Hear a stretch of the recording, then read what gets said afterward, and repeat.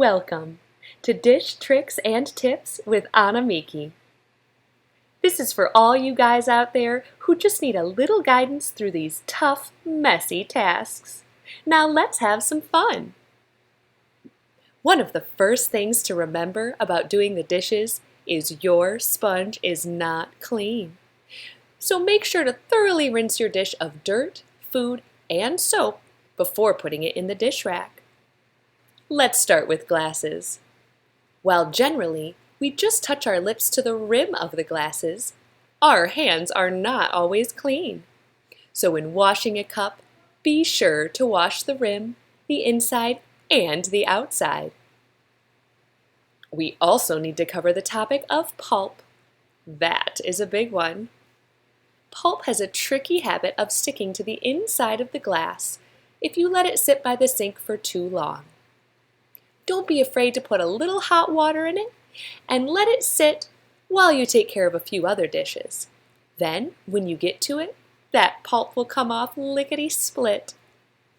I think it's time to move on to some bigger items. Pan lids.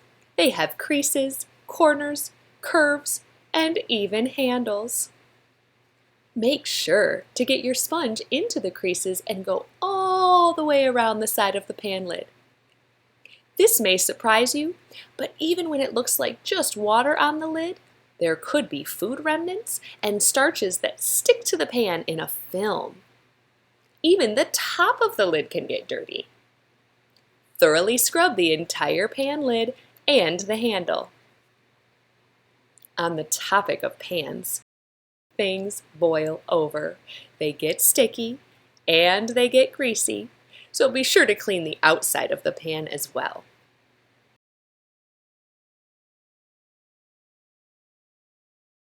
This is a tricky little spot right here. Here's a rule of thumb.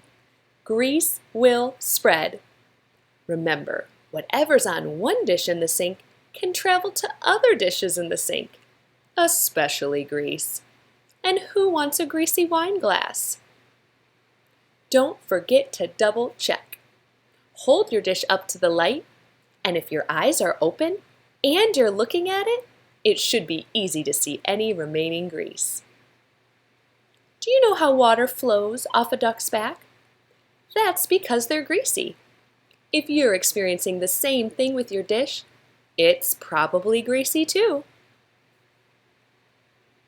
Now silverware. So many different shapes and hard to reach places. Cheese grater, what do we even do with this? This goes back to all those creases and corners again. Be sure to take your time and clean them well. And when rinsing, do so piece by piece instead of in handfuls.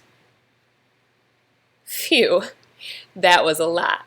We're getting into some pretty detailed dish information here. Let's take a breather and go back to some basics. Remember when we used our eyes to check for grease in the light? We can also use our sense of touch. Texture matters. Run your hand over the dish you were washing before you call it clean and see if you can feel any remaining food particles. Here's a few more things that matter. Temperature. A little hotter than lukewarm, but not so hot to hurt your hands. Just remember, cold water does not clean dishes. Soap. Remember how we started talking about how the sponge is not clean? It's the soap that does the cleaning. So make sure you have enough on the sponge to really get the job done. Faster doesn't mean cleaner. And who wants to do the dishes twice?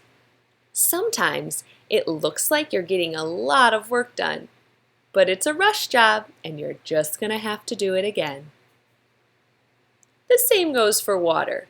Water everywhere. It doesn't mean you're doing a thorough job. Okay, we're getting close to wrapping it up here, but once the dishes are done, there's still a few things that have to be taken care of before you can call the job complete. Counters will deteriorate if they're left wet, So wipe up any puddles and clean them off well. It might be a little gross, but it will be worse if it starts to smell. Don't be afraid to clean out the food trap. Finally, wipe down the sink and squeeze out the sponge. A wet sponge is a hotbed for bacteria and bad odors. Wow, that was a lot. Good job sticking it out till the end. I know it can be rough, but I'm a woman, and as a pregnant woman, my hormones practically blind me. Even I can do it, so guys, I know you can do it too. Just don't break Mama's wine glasses with those big, strong muscles. And don't be afraid to reference this video.